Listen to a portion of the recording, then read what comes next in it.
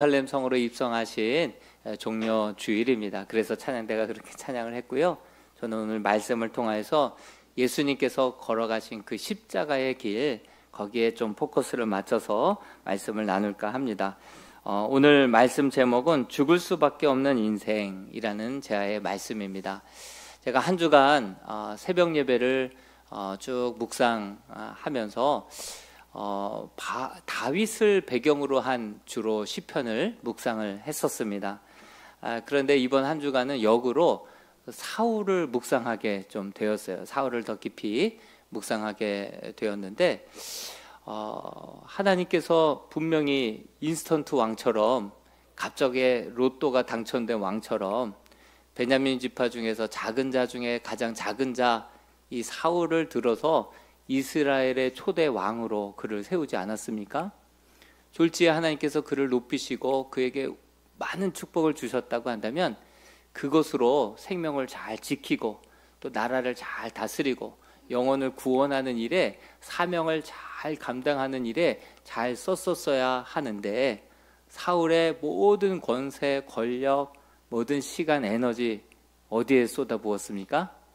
자기의 차기 왕이라고 기름 부은 다윗을 쫓고 다윗을 잡는데 거의 많은 시간들을 세월들을 그렇게 허비했던 사울의 모습을 보게 되는 것이죠.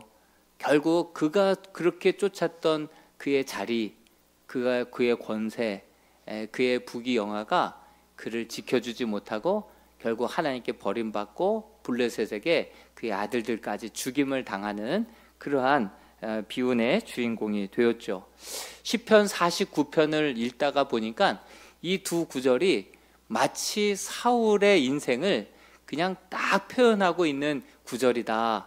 사울밖에 생각이 안 나더라고요. 한번 우리 읽지는 않았었지만 시편 49편 6절과 7절을 한번 사울을 떠올려 보면서 같이 한번 읽어보겠습니다. 6절 7절입니다. 시작. 자기의 재물을 의지하고 부유함을 자랑하는 자는 아무도 자기 형제를 구원하지 못하며 그를 위한 속전을 하나님께 바치지도 못할 것을. 사울이 떠오르지 않습니까? 저만 그런가요? 정말 이 하나님께서 놀라운 은혜와 축복, 권세, 부귀, 영화 그에게 주었는데 그것을 가지고 나라를 지키지도 한 영혼도 구원하지도 못하고 오직 그 자리를 지키는 데에만 혈안이 되었다가 결국 그 자리가 자기의 생명도 자기의 가문도 지키지 못하고 그렇게 함께 버림받게 됐고 그 자리가 자기를 구원하는 생명의 속전도 되지 못했다 말씀하고 있잖아요. 생명의 속전도 되지 못했다. 제가 지난 한 주간 신방이 참 많았습니다. 화요일, 수요일, 또 목요일, 토요일 저녁 늦은 시간까지 신방을 하다 보니까 시간이 좀 여의치가 않았어요. 그럼에도 불구하고 양화진에 한번 갔다 왔어요. 양화진 한 50분 거리인데 가서 그 묘소를 한번 둘러보고 왔습니다. 다음 주 한반도에 새겨진 십자가의 길 이 주제를 마음에 다시 한번 더 새기기 위해서 바쁜 시간 쪼개서 한번 가서 둘러보고 왔습니다. 155명의 선교사가 묻혀 있더라고요. 앞쪽에 묘지에는 트윈스 이렇게 적혀져 있어요. 낳자마자 쌍둥이를 잃어버렸어요. 또 어떤 묘비는 태어난 날과 죽은 날이 똑같아요. 그날 죽은 거예요. 그리고 어떤 가문은 6대가 그곳에서 사역을 하고 그리고 120년에 걸쳐서 그렇게 7명, 8명, 9명이 묻혀있는 그러한 가문이 있더라고요. 그 중에 에비슨이라고 하는 세브란스 병원의 초대 원장이셨던 에비슨이라고 하는 그 선교사님은 이미 의사였고요. 아이가 셋이었고 뱃속에 아이가 하나 있었어요. 근데 언더우드가 선교 보고를 하면서 당신 같은 의사가 지금 필요하다. 제중원의 헤론이 그 병에 걸려서 죽는 바람에 그 자리가 공석이다. 당신이 바로 적임자라고. 그러니까 그 에비슨이 아이 셋을 데리고 뱃속에 아이 하나 데리고 이곳에 와서 43년을 그렇게 또 봉사하고 헌신하고 만약에 그들이 그들이 사울처럼 그저 하나님 주신 은혜와 축복을 가지고 간증하고 자랑하고 그걸로 기뻐하고 그렇게 안주하고만 있었다고 한다면 우리나라는 어땠을까? 한번 상상을 해봤습니다. 아마 제가 이 자리에서 일본어로 설교하고 있지 않을까 생각이 들어요. 일본에서 그냥 예속된 채로 그냥 일본 나라가 됐을 수도 있어요. 근대화가 되고 현대화가 될 수 있었던 거 선교사님들이 학교를 짓고 병원을 짓고 근대화 이 놀라운 이 밑거름의 바탕 역할을 해줬기 때문 아니겠습니까? 또 전쟁 났을 때 그 선교사들이 이제 통역사가 되고 내가 전쟁 났을 때 도망치면 나중에 전쟁 끝나고 와서 어떻게 또 복음을 전하냐고 그래서 그들이 또 자원해서 그렇게 군입대해서 인천 상륙작전에서 전쟁을 수행하다가 또 돌아가신 분들도 계시고 그렇게 이 나라 이민족 역동의 세월을 그들이 함께 하면서 하나의 미랄이 되어서 예수님 십자가 길 걸어가신 것만 그냥 한가하게 묵상만 한 것이 아니라 그 걸어가신 길 나도 그 십자가를 지고 한반도 곳곳에서 그 길 따라 걷다가 순교하고 그렇게 하나의 미랄이 되어서 그렇게 양화진에 묻혀있는 그 모습을 보고 왔습니다. 사실 우리들의 이제 다음 주부터 특세를 하는데 우리 또한 주님의 그 십자가의 길 묵상만 하고 입술로만 찬양하고 끝. 만약에 그들이 그 안락한 삶을 정말 포기하고 내려놓고 이름도 없는 이 조선 땅 누가 간다 그러면 다 말리고 3개월 만에 죽고 태어나자마자 죽고 죽어도 또 다음 자녀가 또 다시 오는 그런 일이 만약에 없었다고 한다면 정말 우리는 일본 나라에 지금도 일본어를 사용하는 일본이 되어 있을 수도 있거나 아니면 이 땅이 공산화가 되어서 하나님을 예배하는 것이 아니라 김정은을 지금 찬양하고 있고 또 월요일 되면 함께 팔 걷어붙이고 나가서 같이 노동가 부르면서 고난의 행군 동참해서 그 노가다를 뛰어야만 할 그러한 운명이었을 수도 있겠다라는 생각을 했습니다. 그분들이 십자가에 가는 그 주님의 걸어가신 그 길을 그냥 머릿속으로만 묵상하고 끝냈다고 한다면 정말 우리는 그러지 않았을까라는 상상을 해보게 됩니다. 그러나 묵상에 그치지 않고 정말 어디 붙어 있는지도 몰랐던 그 나라 가면 3개월 안에 목숨을 잃어버릴 수도 있는 풍토병이 난무하고 국군이 기울어져 있는 이 나라에 그분들이 순종하고 하나의 미랄이 되어서 십자가의 그 걸음을 걸어주셨기 때문에 오늘 우리가 이렇게 한자리에 모여서 함께 찬양하고 기뻐하고 감사할 수 있는 이 자리가 오게 된 줄로 믿습니다. 우리가 그 역사의식 없이 우리가 살아서는 안 된다라는 생각을 해보았습니다. 여러분 다음 주에 있는 특별 새벽 기도에 정말 새벽을 깨우는 것조차도 우리는 망설일 거예요. 나갈까 말까 막 이런 고민할 거예요. 피곤한데 막 이런 생각 들 거예요.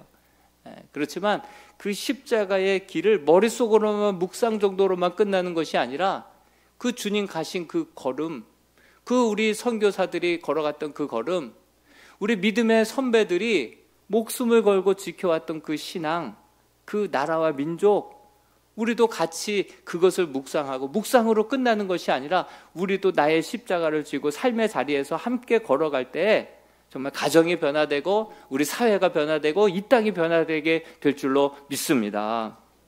그런 의미에서 우리 양옆에 계신 분들에게 내일 새벽에 뵐까요? 한번 인사하겠습니다. 네.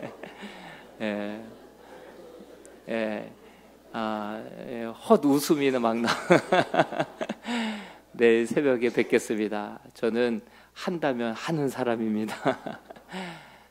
새벽을 한 주간 정말 묵상만 하는 것이 아니라 나에게 내가 지어야 할 그 십자가 지고 우리 함께 걸어가는 그런 한 주간이 되었으면 좋겠습니다. 또 이번 한 주간 제가 신방을 하다 보니까 기도 제목이 대부분 우리의 자녀들 정말 다시금 예배의 자리로 나오게 해달라고 우리의 남편 우리 교회에 나와서 함께 예배드리고 한 가족이 한 자리에 모여서 함께 예배할 수 있는 그 날이 좀 오게 해달라고. 그 기도 제목이 대부분이에요. 대부분. 예.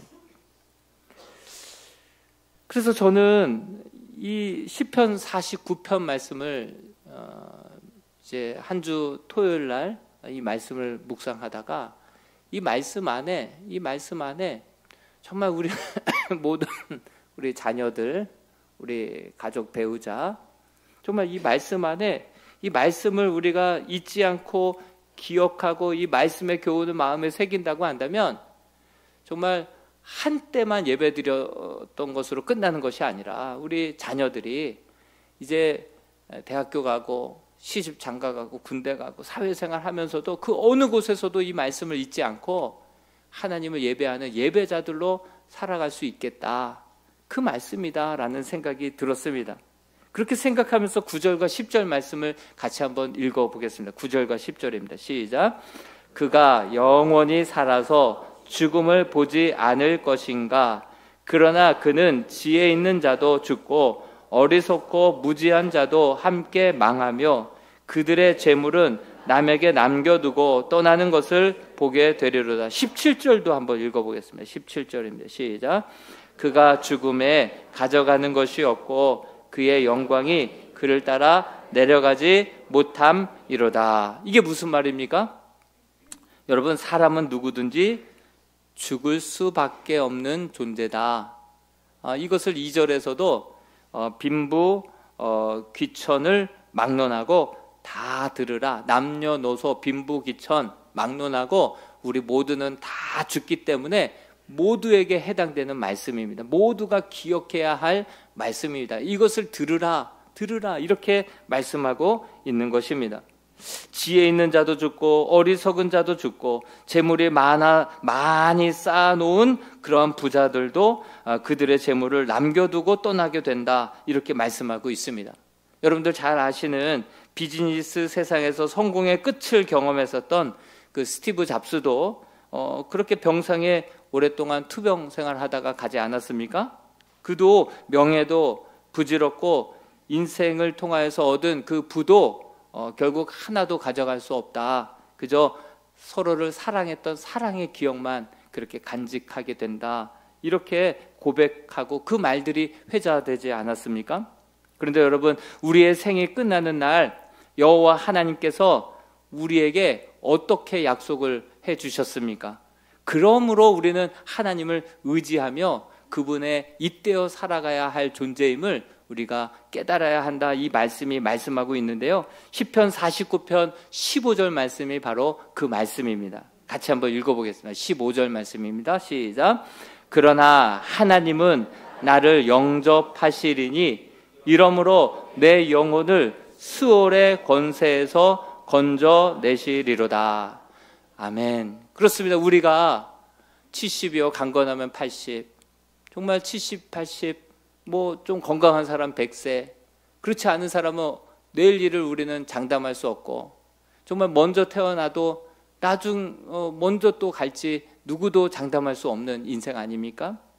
그렇지만 우리의 코끝에 호흡이 끝나는 그 순간 우리는 공동묘지로 묻힐 것이 아니라 하나님께서 우리를 영접하시리니 우리에게 영원한 생명으로 인도해 주시겠다 말씀하시고, 우리 주님도 요한복음 14장에 내가 가서 처소를 예배하고 와서 너희를 나 있는 곳에 영접하겠노라, 우리를 영접하여서 영원한 생명으로 이끌어 주시겠다 약속하신 분이 우리 하나님이시고 우리 주 예수 그리스도이신 줄로 믿습니다. 그러므로 죽을 수밖에 없었던 인생, 정말 겸손하게 여호와의 이름을 부르고 그분을 어느 곳에서든지 어느 일을 하든지 예배하는, 그의 이름을 부르고 찾는 그러한 우리 이람의 모든 성도들, 가족들이 될 수 있기를 주님의 이름으로 축복합니다. 에덴 동산에서 쫓겨났던 이 아담과 하와 이후에 예배가 예배답게 드려지고, 그 예배가 다시금 여호와의 이름을 부르며 드려졌던 그 말씀이 기록되어 있는데요. 우리 창세기 4장 25절에서 26절의 말씀을 같이 한번 읽어보겠습니다. 시작. 아담이 다시 자기 아내와 동침하매 그가 아들을 낳아 그의 이름을 셋이라 하였으니 이는 하나님이 내게 가인이 죽인 아벨 대신에 다른 씨를 주셨다 함이며 셋도 아들을 낳고 그의 이름을 에노스라 하였으며 그때에 사람들이 비로소 여호와의 이름을 불렀더라. 여러분, 이 에노스라고 이름을 부른 그때부터 여호와의 이름을 불렀더라, 이렇게 말하고 있는데, 이 에노스의 뜻이 무엇입니까? 죽을 수밖에 없는 존재, 그 뜻이 에노스다라고 하는 사실이죠. 여러분, 아담과 하와가 죄를 지어서 에덴 동산에서 쫓겨나게 됩니다. 그리고 용서함 받고 가족들 서로 의지하고 위로하며 그 가운데 가인이라고 난 아이가 태어나게 되죠. 가인의 이름은 무엇입니까? 그 이름의 뜻은 어둠이라고 하는 뜻이죠. 하나님께서는 죄를 지어도 용서해 주시고 또 구하면 또 주신다. 그래서 그 어둠의 그 기쁨에 이름을 가인이라고 지었습니다. 그런데 그 가인이 자라면서 하나님 죄 지어도 용서해 주시, 달라면 다 주지, 그러다 보니까 자기가 이제 어느덧 주인이 된 그러한 삶을 살아가고 있는 그러한 모습, 신앙에서 이탈하는 그 모습, 그 부모가 보기에 우리가 하나님 용서해 주시고 달라는 대로 주시지만 그러나 하나님 없이 살아간 인생은 의미가 없고 헛되구나. 그래서 둘째 낳은 그 아들의 이름은 아벨, 히브리어로 헤벨. 헤벨의 뜻은 바로 허무라고 하는 뜻이죠. 여러분, 인생을 살아가도 하나님 없이 성공하고 하나님 없이 잘 되고 그것이 결국은 인생의 끝에 가서 또 허무하다는 것을 알고 깨달았기 때문에 이 아벨은 하나님 앞에 하나님 중심으로 하나님이 기뻐하시는 제물로 예배를 드릴 수 있었습니다. 그러나 가인은 철저하게 구하면 주시고 죄져도 용서해 주시고 그러다가 하나님 믿고 자기가 하나님이 되어서 그렇게 살아가다 보니 하나님 중심이 아니라 자기 중심의 자기 주관의 그러한 제물을 가지고 예배를 드렸어요. 그러다 보니 하나님께서 가인과 가인의 제물을 받지 않으시고 그리고 아벨과 아벨의 제물은 기뻐 받으셨다. 참된 예배가 거기서 갈라지는 거예요. 여러분, 똑같은 부모 아래에서 똑같은 조건에서 똑같이 성장했는데 한 자녀는 하나님을 전혀 모르고 인정하지 않고 감사도 기쁨도 없이 의미 없이 그냥 살아가는 자녀들이 있어요. 제가 신방을 가보면 두 자녀들이 기도 제목의 대상에 올라오는데 한 자녀는 신앙생활 잘하기 때문에 손댈 게 없고 기도 제목이 없대요. 그냥 하나님 앞에서 알아서 잘한대요. 근데 그 다른 아들은 그렇게 좋은 직장인데 돈이 안 모이고 결혼이 늦어지고 이러면서 그 신앙생활 잘 하지 않는 자녀의 기도 제목에 집중되는 것을 많이 경험하게 됩니다. 여러분, 이 참된 예배, 그러다가 이 가인이 자기 예배는 안 받고 아벨의 예배만 받았다고 이 아벨을 데려다가 들판에서 때려 죽입니다. 그리고 결국 어떻게 됐습니까? 그러자 결국 이제 아담과 하와가 큰 상실감 가운데 마음 아파하는 가운데 다행히 또 셋째 아들 셋이 태어나게 되었죠. 그 셋을 통하여서 아버지와 어머니에게 이제 형들의 이야기를 듣게 되지 않습니까? 형들의 얘기를 듣다 보니까 첫째 형 가인이 있었고 둘째 형 아벨이 있었는데 첫째 형이 둘째 형을 들판에 가서 이렇게 죽이는 바람에 이런 아픔이 있었어. 자랐을 때 그때 조심스럽게 얘기를 꺼내지 않았겠습니까? 죽이든 죽든 인간은 죽을 수밖에 없는 존재이구나 라는 것을 셋이 깨닫고 그의 아들을 낳았는데 아들의 이름을 에노스라, 죽을 수밖에 없는 존재다, 그렇게 이름을 짓고선 그리고 그 아이에게도 그렇게 신앙교육을 했겠죠. 그러자 에노스 때에 비로소 여호와의 이름을 불렀더라, 이런 말씀이 나오는 것이죠. 여러분, 우리 자녀들이 정말 자기의 한계를 알고 자기의 정말 본질을 알고 자기의 연약함을 깨달을 때만이 진정 하나님 앞에서 겸손하게 하나님을 의지하고 하나님의 이름을 부르고 어느 곳에 있든지 무슨 일을 하든지 하나님이 기뻐 받으시는 참된 예배자의 삶을 살아가게 될 줄로 믿습니다. 그것을 오늘 성경은 우리에게 말씀해 주고 있는 것입니다. 여러분, 오늘은 이 성찬 예식을 거행하려고 합니다. 우리가 마지막으로 욥기 5장 7절 말씀만 이야기하고 바로 성찬으로 들어가겠습니다. 우리 욥기 5장 7절 말씀 같이 읽어봅니다. 시작. 인생은 고난을 위하여 났나니 불티가 위로 나름 같으니라. 그렇습니다. 어두운 밤에 모닥불을 지피면 그 위에 불티가 하늘 높은 줄 모르고 반짝반짝 거리면서 막 올라가지 않습니까? 그 인생이 그와 같다는 거예요. 빛나봤자 금방 사그러들고 높이 올라갔자 금방 재가 되어 떨어지는 것, 그것이 인생이다. 지금 아무리 지금 젊고 지금 잘 나간다 하더라도 결국 누구도 한 명도 예외 없이 우리는 죽을 수밖에 없는 존재이고, 빛나봤자 높이 올라가봤자 결국은 한 줌의 죄로 우리 코끝에 호흡이 끝나는 그날 우리의 인생은 공동묘지로 우리는 수월로 죽을 수밖에 없는 존재이다. 그렇지만 영혼에 잇대어 살아가고 그를 예배하며 경배하며 살아갈 때 우리의 인생 정말 하나님을 의지하며 살아갈 때 이 땅에 사는 날 동안에도 의미 있는 삶을 살아가게 될 것이고, 정말 우리가 이 세상에서 생을 마감하는 그 순간, 코에 호흡이 떠나가는 그 순간에도 우리 주님 오셔서 우리를 영접하고 영원한 생명으로 이끌어 주실 줄로 믿습니다. 그러므로 너희가 헤벨, 그 아벨임을 잊지 말아라. 그 인생 허무함을 잊지 말아라. 너희 인생이여, 너희가 에노스임을 잊지 말아라. 너는 죽을 수밖에 없는 존재이고 하나님을 떠나서는 의미도 찾을 수 없는 그러한 허무한 인생임을 우리 사랑하는 자녀들에게 잘 가르칠 때 어디서든 하나님을 의지하고 하나님의 이름을 부르고 어디서든 하나님을 정말 예배하는 그러한 예배자로 살아가게 될 줄로 믿습니다. 오늘 이제 성찬 예식을 거행할 때 여러분 정말 예수 그리스도로 말미암아 영원한 하나님 앞에 접붙임 바 되는 그러한 성찬 예식이 되기를 간절히 소망합니다. 기도하겠습니다. 하나님 아버지, 은혜를 감사합니다.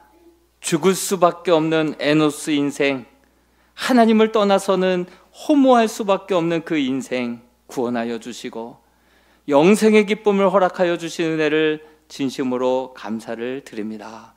우리 사랑하는 성도들, 우리의 자녀들, 우리의 배우자, 자신의 연약함 한계를 깨닫고 비로소 여호와의 이름을 부르며 주께 돌아오는 인생들 되게 하여 주옵소서. 예수 그리스도의 이름으로 기도하옵나이다. 아멘. 우리 이 시간 성찬에 앞서서 먼저 입교 예식을 잠시 거행하고자 합니다. 이름을 호명하면 그 자리에서 일어나 주시기 바랍니다. 고은섭, 임한이, 네, 2명입니다.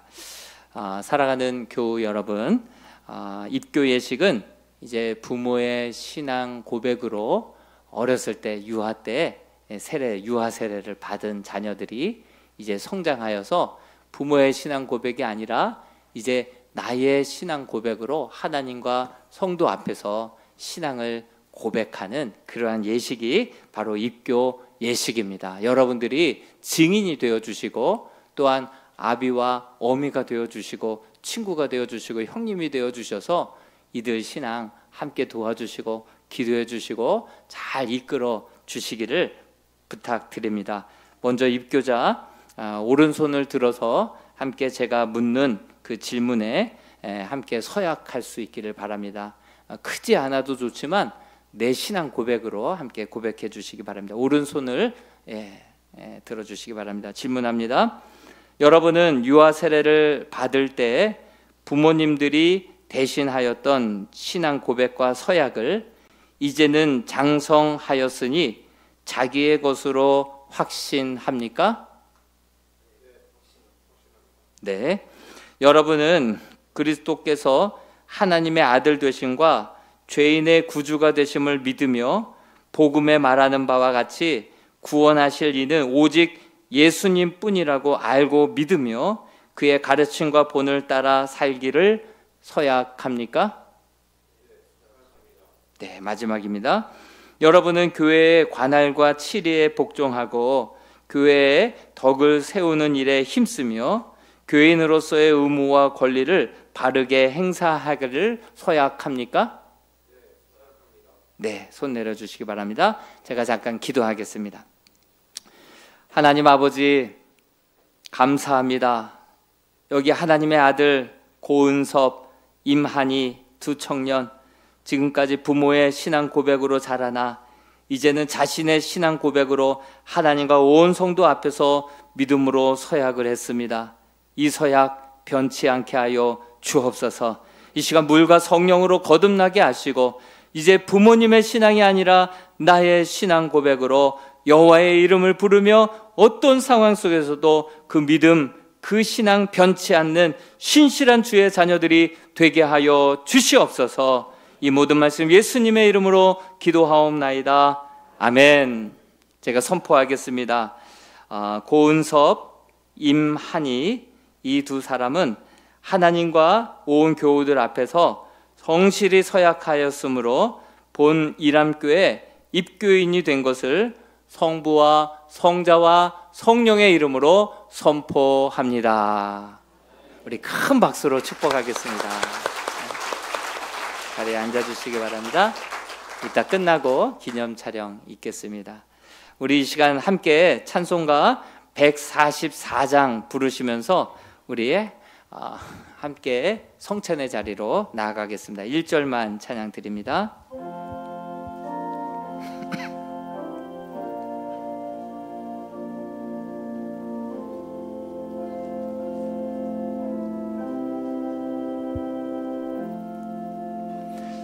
예수 나를 위하여 십자가를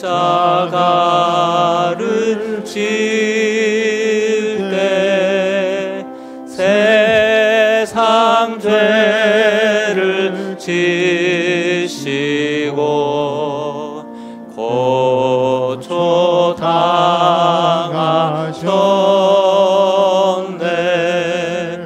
예수님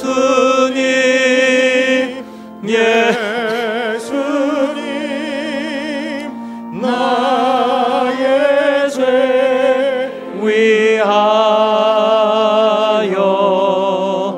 보배 피를 흘리니 죄인 받으소서.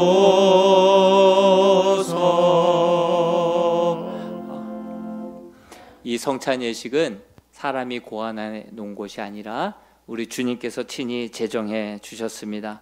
우리 주님의 희생, 십자가 은혜를 기억하면서 우리 주님과 성찬을 떡을 먹고 마실 때에 신비한 연합, 우리 모든 성도들이 주님 안에서 한 몸임을 다시 한번 경험하는 복된 예식이 되기를 소망합니다.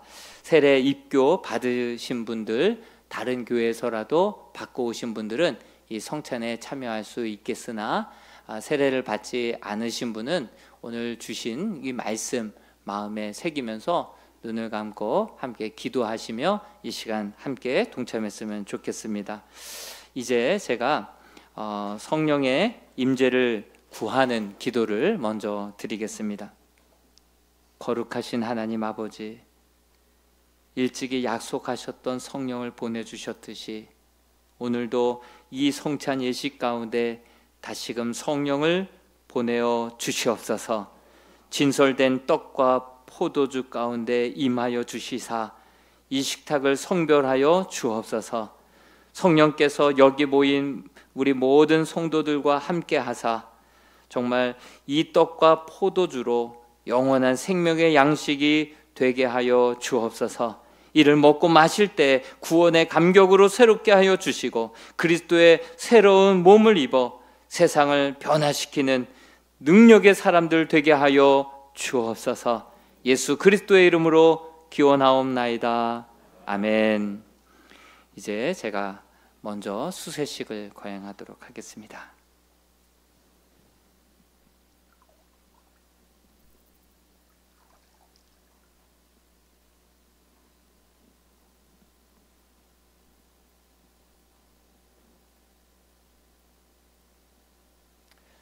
이제 여러분들 가지고 들어오셨던 성찬 용기 뚜껑을 열어 주시기 바랍니다. 그리고 우리 주님의 몸에 상응하는 그 병을, 떡을 여러분들 가슴 높이 들어주시면 고맙겠습니다. 우리 주님께서 잡히시던 날 밤 우리 살아가는 제자들과 마지막 식사를 하셨습니다. 우리 주님께서는 이 떡을 들어서 축사하시고 그리고 그 떡을 떼어서 살아가는 제자들에게 나누어 주셨습니다. 받아라, 먹어라. 이것은 너희를 위하여서 찢기고 상한 나의 몸이니라 말씀하셨습니다. 이 시간 주님의 명령을 받아서 주님의 살, 주님의 떡을 함께 믿음으로 받도록 하겠습니다.